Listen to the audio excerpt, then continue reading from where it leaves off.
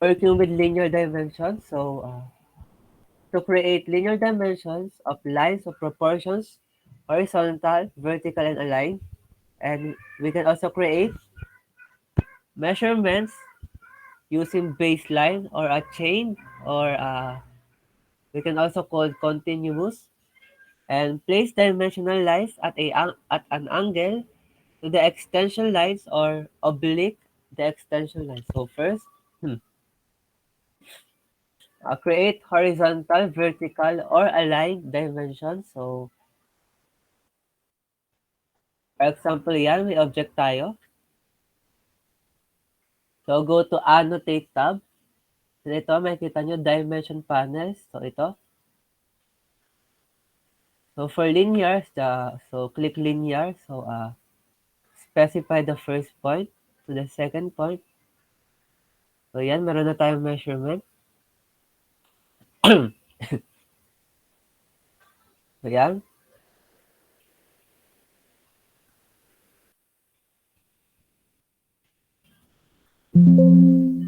So, yan, linear dimension. So, also, we can create aligned dimension. So, linear pa din siya, pero for example, yan, itong point na yan. So, aligned dimension. Sorry. So, 36.06.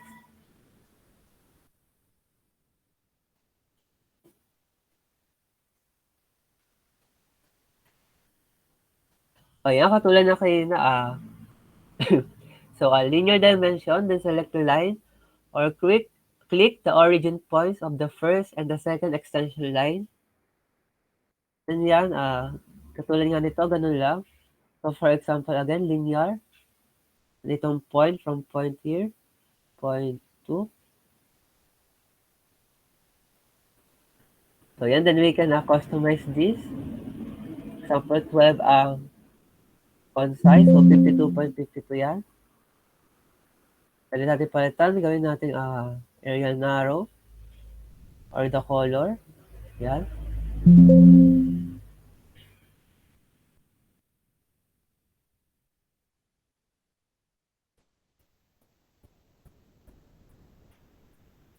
So, how naman to create a rotated dimension? So, again, same pa din siya.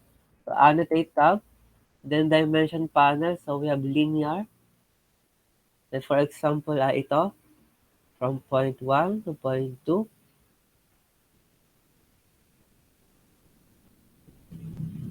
Then, type rotated. Then, specify the angle. For example, 45 degrees. So, yan, naka 45 degrees. So, yan, meron tayong dimension or rotated dimension with an angle of 45 degrees. So, 35.36 to.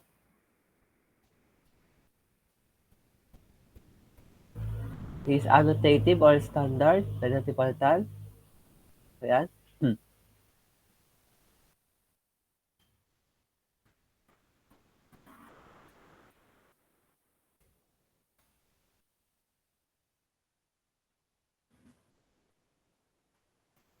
So, ito naman. How to create a continued or chain dimension. Ibig sabihin, you can put dimensions continuously. So, for example, ito. Let's erase this. So, again, linear. We continue. Dapat to naka-continue. Then, for example, point 1 to point 2. We have 80. Then, kung naka-continue siya, so yan. Continuous ang pag-create niya ng dimension. So, from point 1 to point 2, for example, ay dito. So, yeah, 177. Then, from point 1 again to point 2. So, yan, parang continuous lagi ang pag-create niya ng dimension. So, pwedeng from point here to point here. So, yan. Continuous ang paglalagay niya ng dimensions. So, yun yung continue or continued or chain dimension. So, how about naman ng baseline? So, anong pinagkaiba nila? So, baseline. So, click ito, baseline. So, for example, linear dimension. So, ito yung base point from here to here. So, yeah, may 40 tayo. So, kung baseline tayo, so, ang pinagkaiba nila ng continuous or continue, so, kung maglalagay ka uli ng dimension, ito ay base or with respect sa base point at hindi sa kung anong point ang gusto mo specify yung dimension. So, yan. Base sa base point hanggang dito. So, yan. We have 100. Then again, pag nag-create ulit tayo ng dimension, naka-base ulit siya sa base points. Hanggang dito naman, for example, ay dito. 120. Then yan. 160. So, yan. Uh, lahat ng dimensions ay with respect to the baseline. So, again, for continue, so yung kanina continue. So, for example, ito yung unang line. So, kung naka-continue, so dire-diretso siya, pero hindi na siya uh, naka, with respect to the baseline, di ba ito yung baseline kanina? So, ito ay, kino-continue lang niya yung dimension. For example, ito, so yan, 30. So, continuous lang yung paglalagay ng dimension.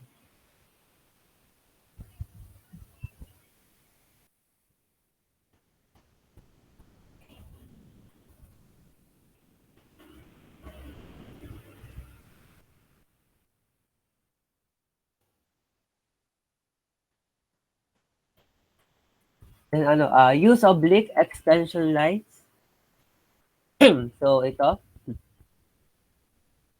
annotate tab pa din, then dimensions panel, then oblique.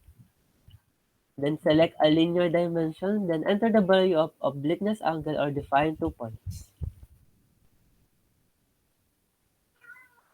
So, nandito yung oblique. Select objects.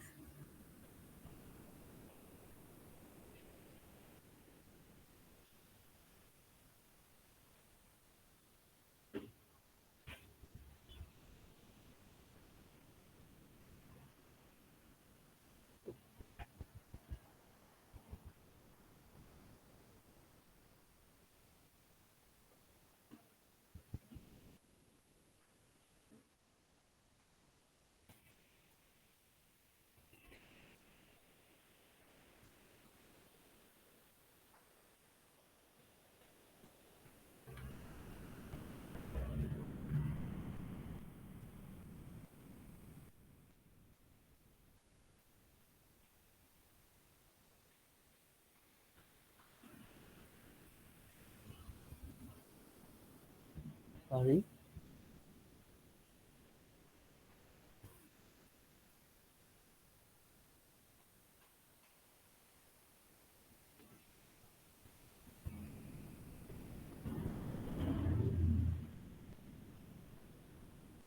Oblique.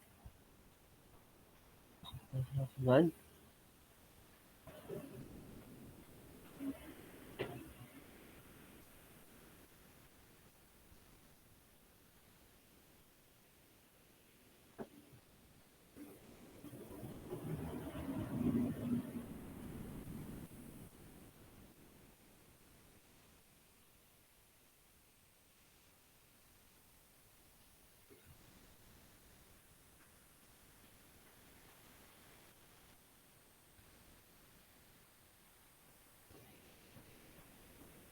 So, yan. Nagkita tayo ng oblique. For example, click ulit natin itong oblique. And specify the first point. Then to the second point. So, yan. 20 ang sukat niya.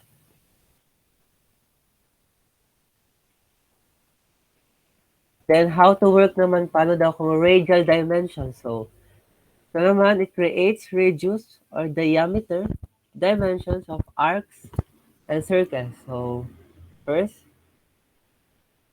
sa arcs tayo po. Circle muna tayo. So, dito sa gitna may circle. So, ito. So, radius. So, click the circle. So, yan. May radius tayo ng 50. Then, for diameter, we have a diameter of 100. Then, how about arcs? So, radius. Click radius. Select the arc. So, yan. Meron siyang 46.93.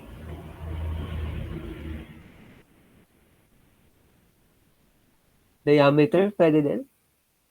93.85.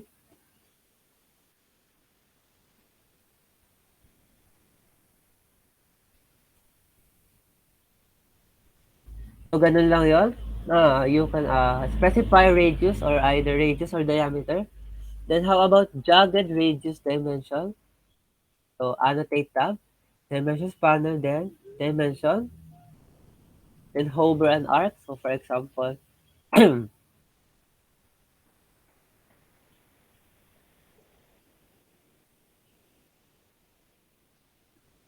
nilagay natin jagged.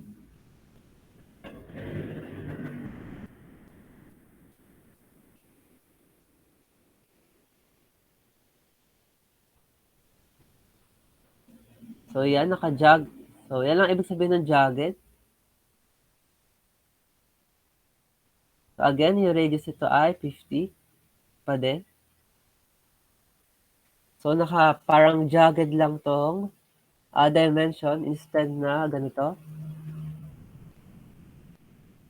Sa radius, simple na straight line.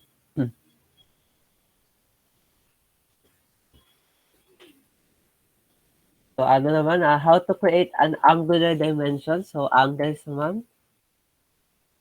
So, for example, itong arc. So, click angular. Then, click the arc. So, yan, 131 degrees. Pwede rin naman angles of lines. So, first point, second point. We have 90 degrees. Ito, 131 degrees. 90 degrees pa rin yan. Yeah. So, yun ang paglalagay ng angles using angular dimension.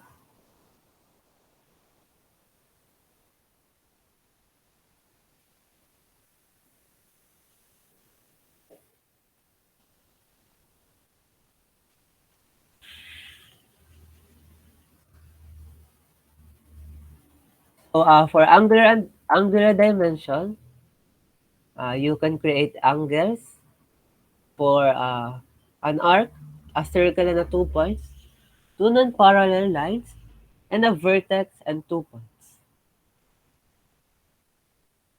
So, how about naman for arc length dimension? So, again, ito, shortcut pala for angular type A and for arc length type L. So, for example, again dito, dimension panel, click arc length. Then select the arc. So, yan ang measurement niya. 107.38 ito. Pwede rin ito. 39.27. Ang arc na to. 23.56. How about the circle? Try natin. Compute niya. So, hindi kasi hindi siya arc.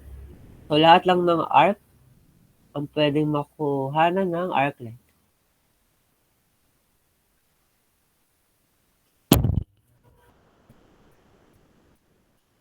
Sorry.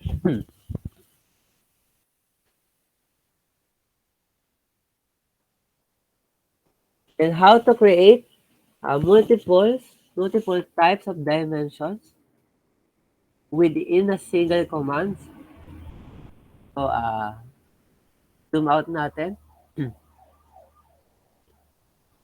For example, yan. So, just click dimension, then hover your mouse or control. So yan, pag-click mo dito, magkakaroon tayo ng radius. Then, i-click mo dito, lalabas na yung length. So yan, i-hover nyo lang siya. So yan, nalabas na kagad yung mga length. The radius. So yan. So continuous yung paglalagay ng dimension. In one command. So yan, oh. So lahat, malalagyan na agad ng dimensions. So pwedeng jagged, naging jagged, radius.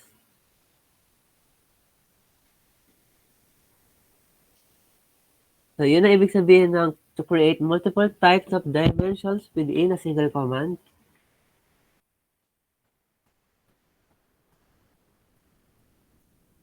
Balik tayo, delete muna natin.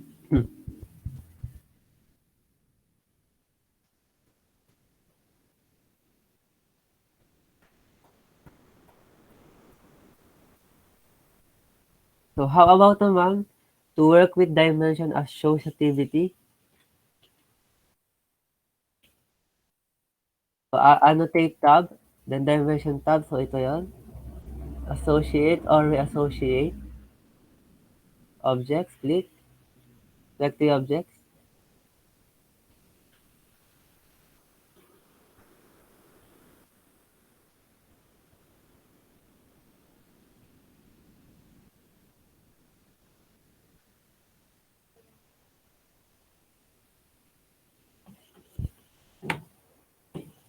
So yan, so since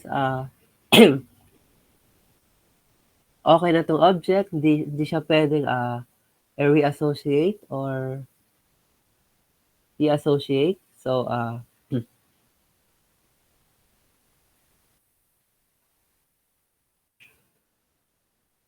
so pwede rin tayo mag-de-associate ng dimension. So first, lagay muna tayo ng dimension. For example,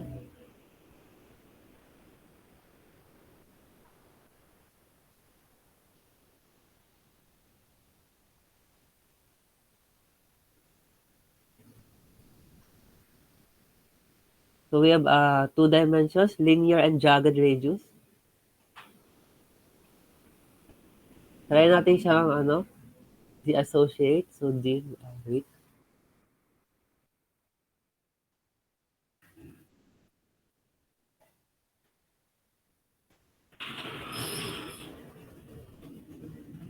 Select the objects.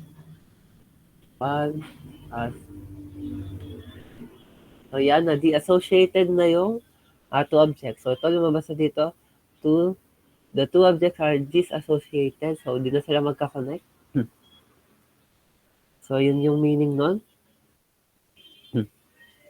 So we can also control whether new dimensions are associative. So ito, click application button, then options.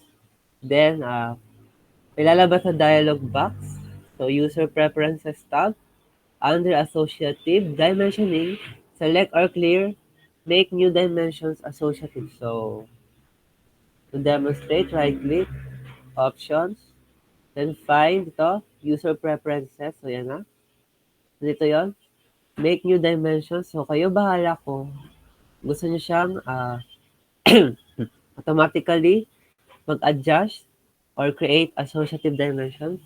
Then click OK to apply. So yan, okay na.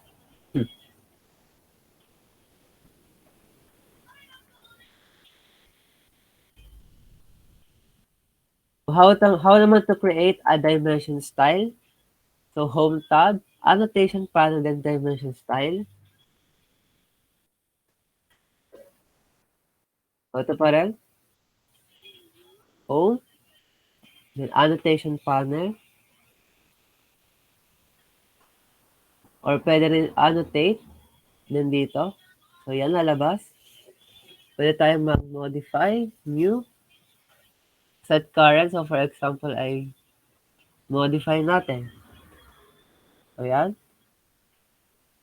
For lines, kung symmetrical, deviation, limits, or basic, precision.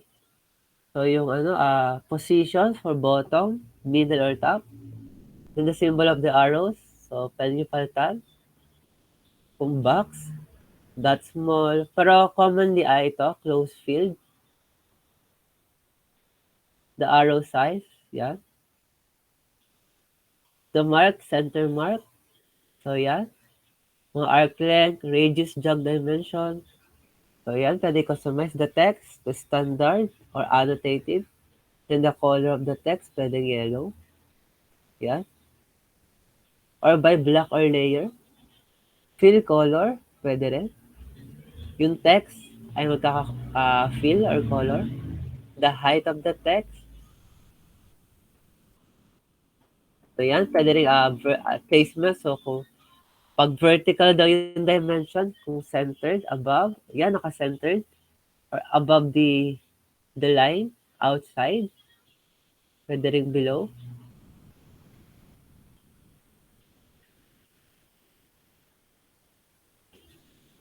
So, ito, feet. So, yan, pwede tayo mag-edit.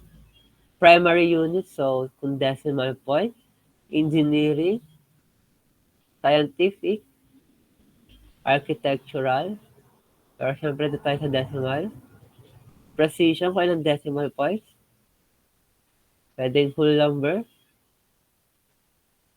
So, yan. Alternate units. So, yung, kung may primary unit, so alternate. So, sakala tayo yan, display alternate units. Pero mostly primary units lang ginagamit. Then the tolerances. Then click OK pag okay na. So, yan. Automatically nag-change yung ginawa nyo. Changes dun sa dimension.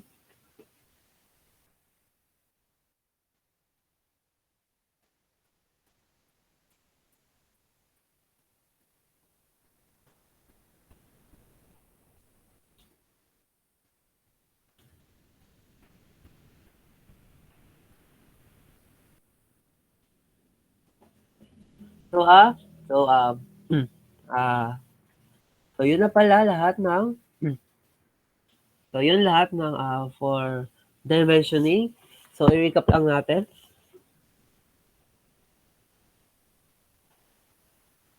So, i-zoom out natin. So, again, to create dimensions, annotate tab, then dimension panel. So, ito yung panel. So, ito, dito kayo customize, for example, linear. So, we have for lines. Or aligned for a certain degrees. For example, yan. So, naka-align, 50. We can also create angular. So, the angle of this is 131 degrees. Arc length, for example, the length of this arc, 107.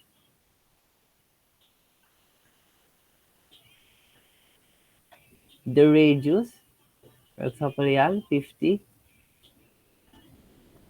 Then diameter, 100. And also, for example, a jagged yung radius natin. So, yan, magkaka-jog lang tayo. Okay, pakita natin yung jagged.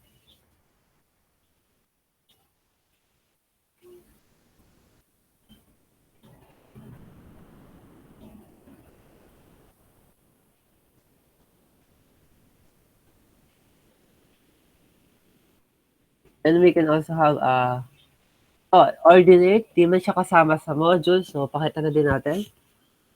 So, di ba may x-axis tayo? For example, ito. So, the x-axis, 361.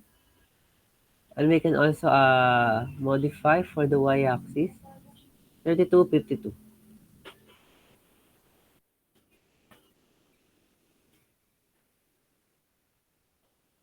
So, that's all for module 3. And sa yung naka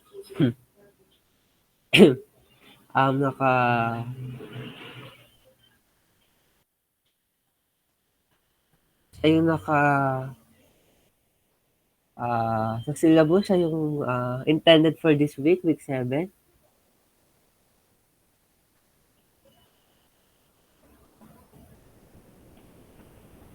So, since natapos na natin itong dimensioning, so hanggang dito lang yung midterms. So, for the written examination, hanggang module 3 lang. So, alam ko ang midterm exam ay week 9. So, since written, so ito, ganito. For example, bigyan ko na kayo ng scope. Or for example, since written exam naman, for example, ito, mostly ito, makakasama to, basic AutoCAD commands. So, for example, may table tayo. For example, given ay A. So, ano daw yung description or command niya? So, art. So, ito lang yung isasagot, art. So, di na itong mahabang to. Kasi ano naman siya, description. So, for example, given ay ito, array. So, ano daw yung shortcut command for array? So, AR. Parang ganyan. Parang fill in the blanks. Or pwede rin namang, for example,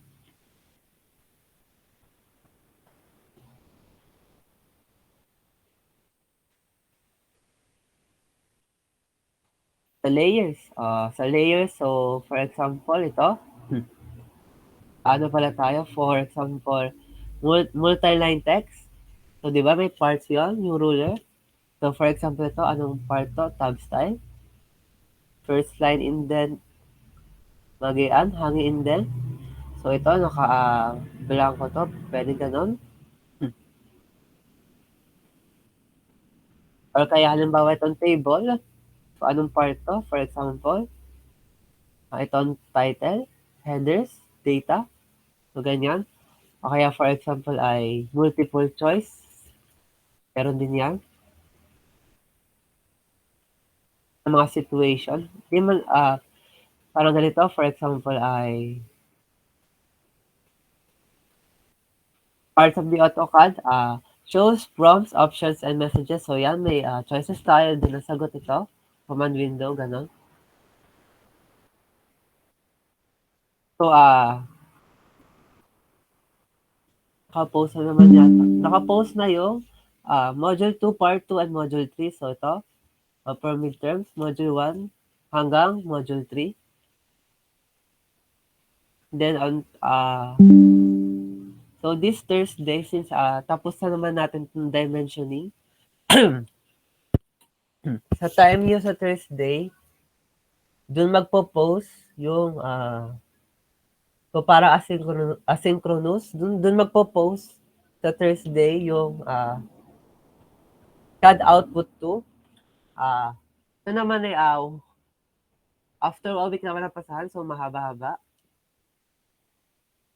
So sa Thursday, pwede hindi na tayo mapag-meet kasi nga na-discuss na din naman natin yung scope hanggang midterms. So yun. So for Thursday, pwede hanggang next week. Kasi next week, may face-to-face. Pero yun yung 1 hour sa Thursday. Pero doon sa free time nyo yun, for example, ito, next week, 1 to 3. Di ba online class? So doon, pwede din kayo doon, gamitin yung time na yun para mag-create ng or simulan nyo na yung CAD output 2. So again, sorry. For the whole semester, meron lang tayong 3 CAD outputs. So again, kung di nyo ito nakikita, so pakita na ulit natin. So ito yung updated.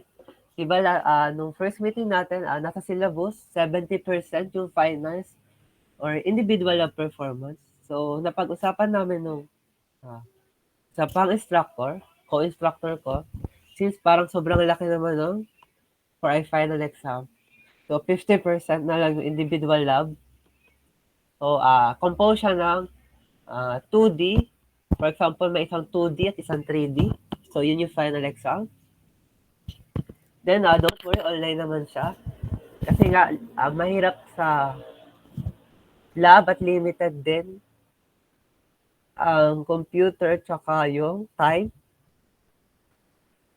na hindi man pwede 1 hour lang. Para pati even week lang pwede gumamit kaya mahirap. So yun, naka-online exam to. So ito naman for example, ipinost ko ng for example lang ang date. For example, March 3. March 6, for example ngayon. Kunwari ngayon yung pa-finals na.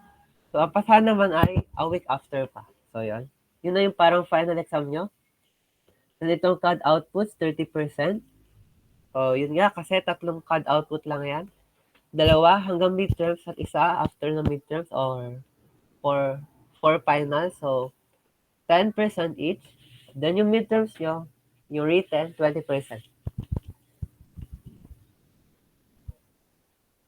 So again, sa Thursday, sa time nyo, na naka-schedule, ano ba schedule nyo? Yun, 12 to 1. So sa 12 to 1, magpo-post doon yung CAD output 2. Tinapasahan nga, the next week naman. Parang Friday yata, at 11:59. So 1 week naman ang ibibigay na for allotted time. So mahaba-haba.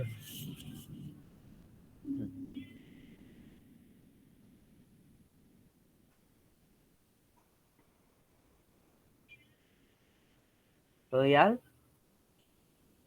So yun, hanggang doon nga lang yung midterms and kung may next class pa kayo dito, yun.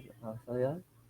Pero hanggang 3 pa tayo, pero pwede na kayong leave na meet kasi tapos na rin naman natin yung discussion. So thank you. Thank you sa inyo.